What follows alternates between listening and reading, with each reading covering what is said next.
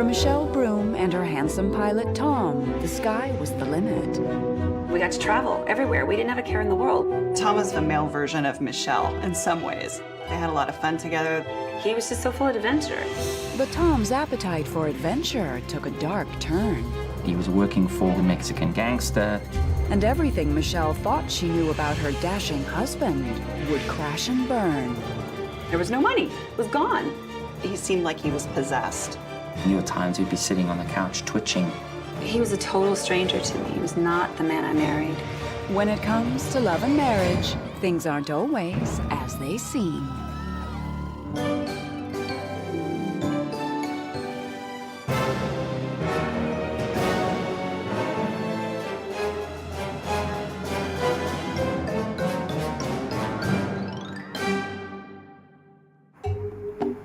They say a girl never forgets her first kiss.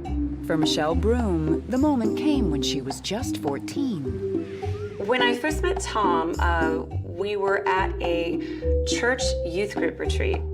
And we were around the fire. And he just kind of leaned over and planted a big one right in the mouth. It was the summer of 1982, and 17-year-old Tom Broom was the catch of his small Jacksonville Beach, Florida town. He was just running with a popular crowd, very athletic. Everybody knew who he was, and he got along with everybody. But as popular as he was, Tom also had a bit of a dark streak. He had had a couple of run-ins with police, just doing stupid prankish things, nothing super serious. I was kind of in awe of him because he was very popular, very cute. I was incredibly awkward, big glasses. After the kiss, I barely existed in his world. I would kind of admire him from afar and just go on my nerdy way. And that was the end of Michelle's teenage crush. Until one day in the fall of 1991. I had just graduated from college, and Tom was graduating from flight school. We ran into each other at a mutual friend's wedding, and just sparks flew. I remember being really impressed talking to him. I thought, wow, you know, here's somebody who came from a tough situation and they're making it work. Michelle and Tom quickly became an item. He and Michelle clicked. I remember thinking that this could be the one. The glitch was that a couple months from that time, I had already decided that I was moving to LA to pursue my career as a performer. And I told him that after like the third or fourth date, and he immediately said, well, so am I then. The next spring, Tom and Michelle headed west to pursue their dreams. Michelle had success singing with several local bands, while Tom easily landed a job as a flight instructor. 2 years later, Tom and Michelle knew they were meant to be. And in April 1994, they tied the knot back home in Florida. I was excited that Michelle had found her guy and that she would be with him forever. Our wedding was huge. We had a big reception with a killer band, and it was just a giant party. We couldn't get people to leave. Back in California, the newlyweds quickly embarked on what seemed like an endless honeymoon. We had various planes of his clients at our disposal a lot. We went to Fiji, to a private island. We went deep sea fishing in Alaska. It was a really, really fun time in our marriage. But the honeymoon wouldn't last. Nearly 10 years later, the couple's jet-setting lifestyle would take a twisted turn. By the spring of 2005, Michelle was a mother of 2, and her globe-trotting days were mostly behind her. But Tom was often away on business, so Michelle kept her cell phone handy. And one day, she got a call that would change her life forever. It was March 3rd, 2005. I was at the car repair shop, and I got a phone call. I recognized the area code as somewhere in Georgia. At first, Michelle thought the call was from her husband, who was flying to Atlanta that day. But the voice on the other end belonged to a district attorney, and he had shocking news. He wanted me to know that they had had my family in surveillance for quite some time. I was completely confused. I said, I don't understand. What are you talking about? He said, you need to be extremely careful and you need to do whatever you feel you need to do to disappear. And he hung up. The instructions were as perplexing as they were terrifying. I didn't know what to think. But as more information came in, Michelle soon found herself on the run. They were telling me that he was working for the Mexican mafia. It seemed her husband had been playing a very dangerous game. He was a private pilot, but nobody knew what he was doing half the time.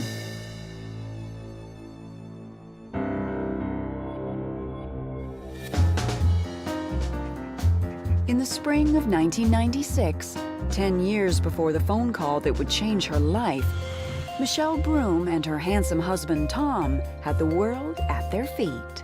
We were very close. We were in love. But one afternoon, 2 years into her marriage, Michelle came across a disturbing sign that things weren't entirely perfect. I was going through some papers, and I came across a bill for an attorney, and it was a pretty substantial bill, thousands of dollars. So I called the number on the bill.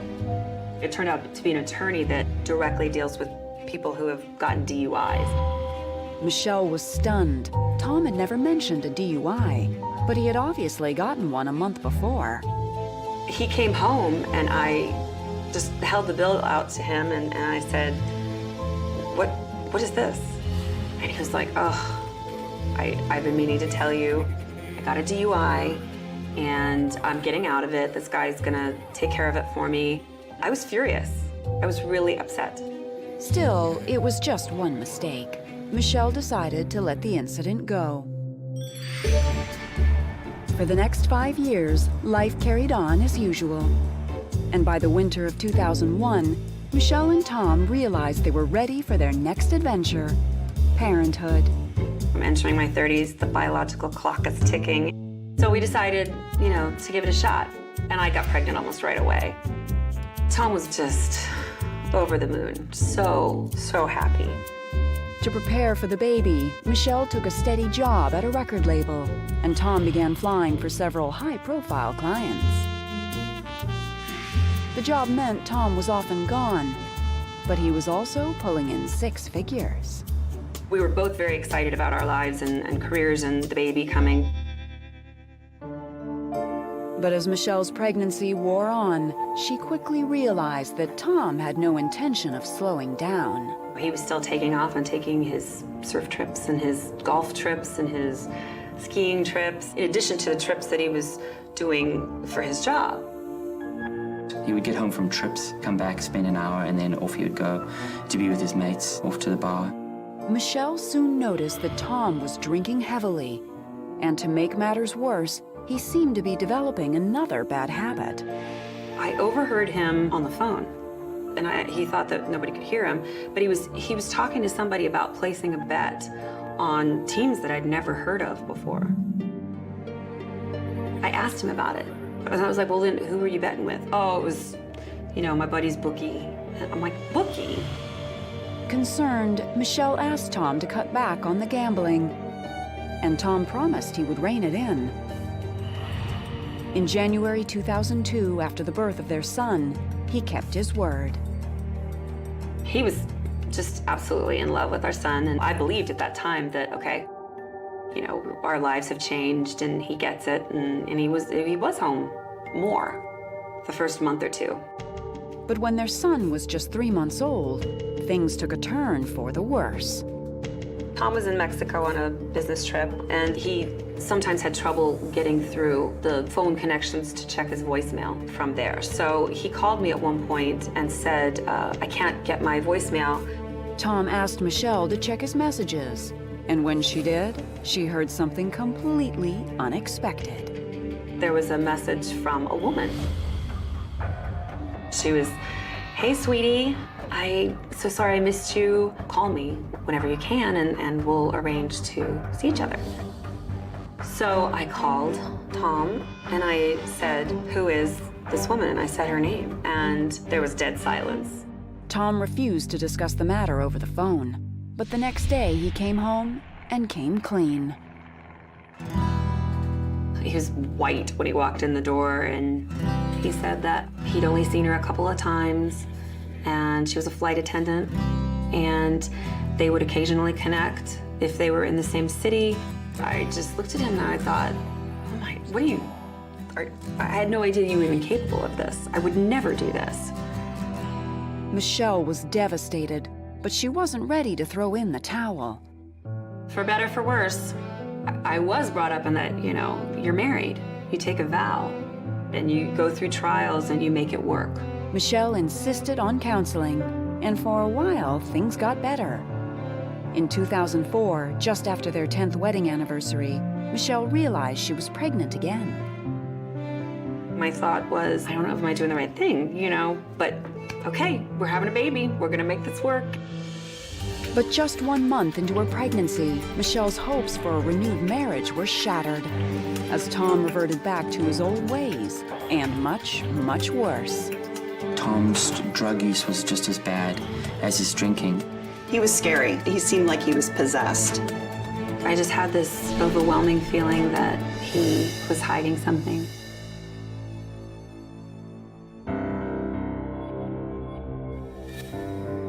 By the spring of 2004, 10 years into her roller coaster marriage, Michelle Broom could only watch as her husband's self-destructive behavior escalated. Everyone was concerned. Tom was not in a good place. He was drinking a lot, he was away a lot, he wasn't comfortable. And it was really hard to watch. That December, Michelle went into labor with her daughter. What should have been a joyful time seemed almost agonizing for Tom. It was like he was jumping out of his skin being there. He couldn't sit still. He was constantly on the phone. He was pacing, even after the baby was born. It was disturbing behavior, but Michelle would soon learn that Tom was hiding a much darker secret.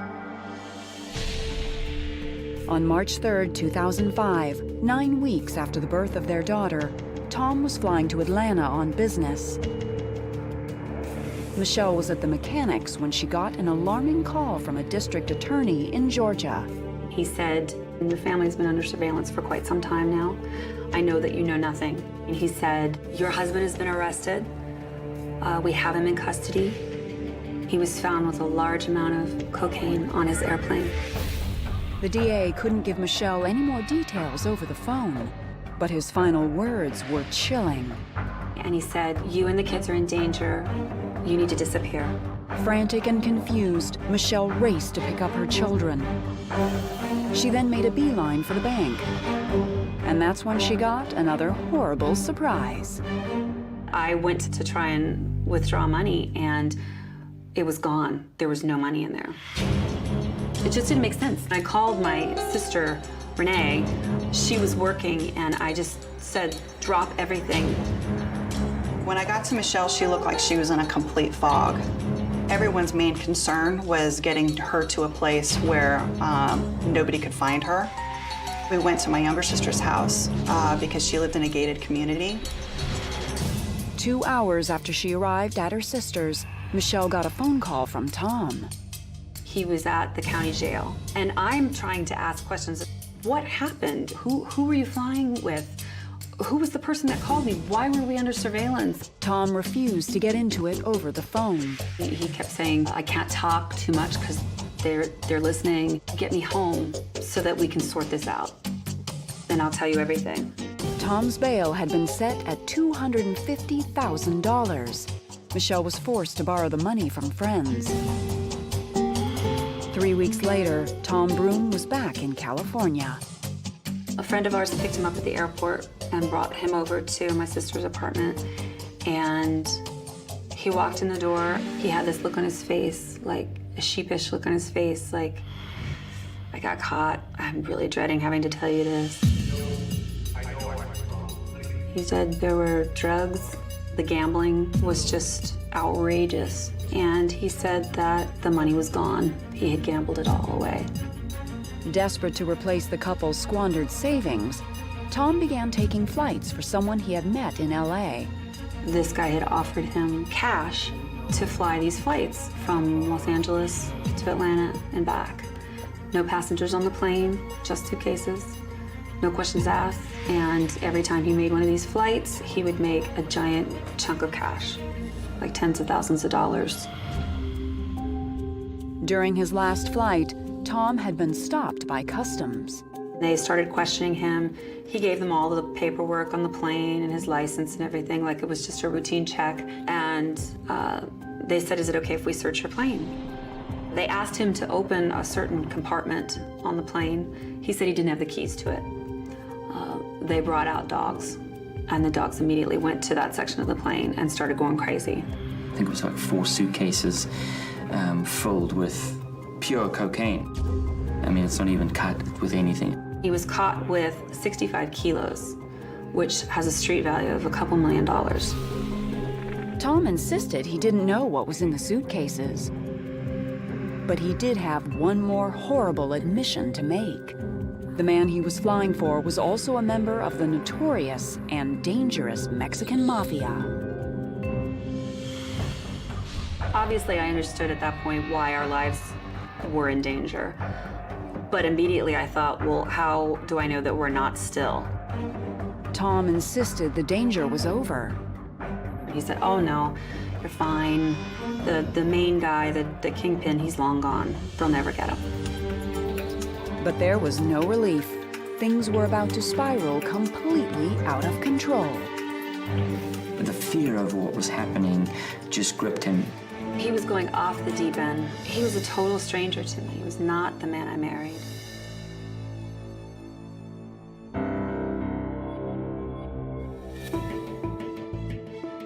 In March 2005, Michelle Broom's entire world had been turned upside down. Her husband Tom stood accused of drug trafficking and was on house arrest. His claims of innocence were starting to ring hollow. I said, "You know, if somebody's offering you that much cash to fly a plane with no people on it, with locked suitcases, something's going on." The stress with Michelle was tangible. She tried to hold it together, but it was really, really hard. The couple now needed to hire an expensive defense team. But Tom's irresponsible behavior had left them penniless. We were looking at financial ruin, basically. On the advice of an attorney, Michelle started divorce proceedings.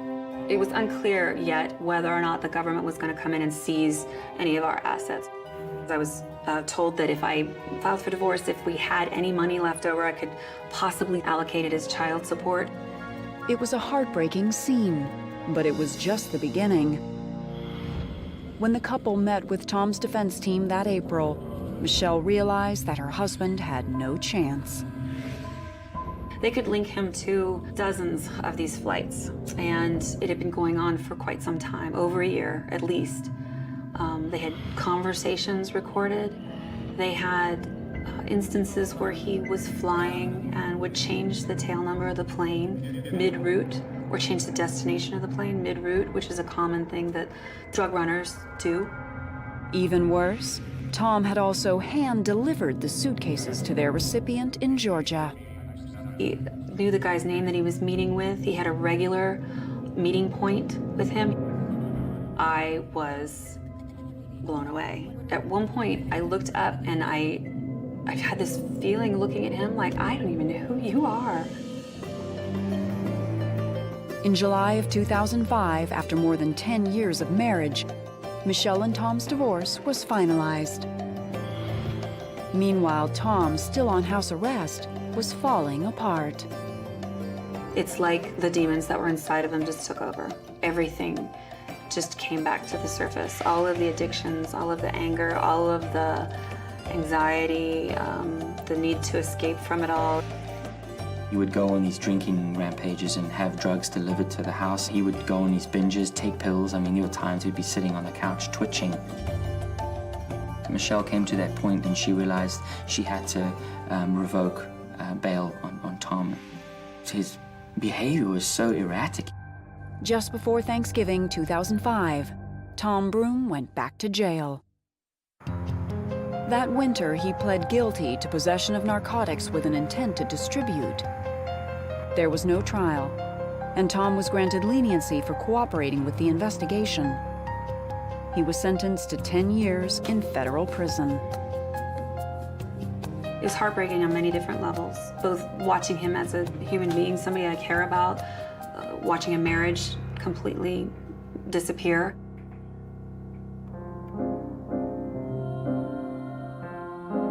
Michelle has traveled a long, hard road since that first kiss almost 30 years ago. Today, she's a single parent.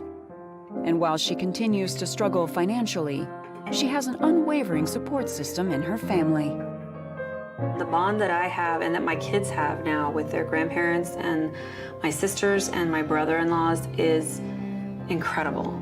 I could not have made it through this with my sanity somewhat intact without them. And now, with strength and courage, Michelle is ready to face her next hurdle, Tom's release.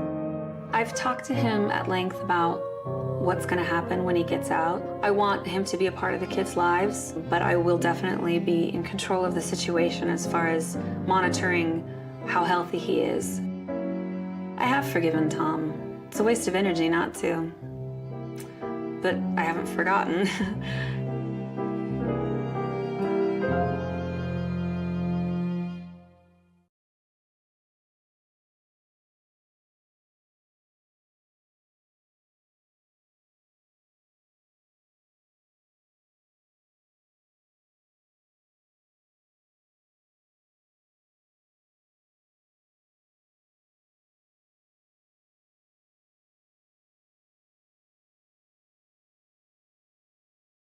Absolutely.